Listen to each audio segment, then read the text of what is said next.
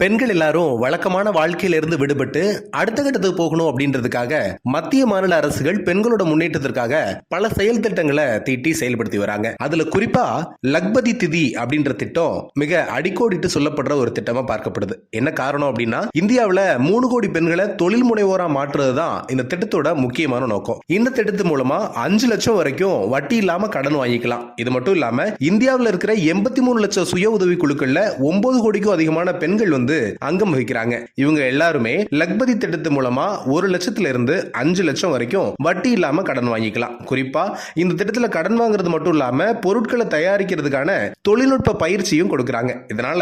இதனால பெண்கள் சொந்தமா தொழில் செய்யறதோட மட்டும் இல்லாம அந்த தொழில் மூலமா தயாரிக்கப்படுற பொருட்களை விற்பனை நிலையங்கள், அதுக்கப்புறம் கண்காட்சிகள், இதுல எல்லாத்திலையுமே விற்பனை பண்ணி வருமானத்தை ஈட்டிக்க முடியும்.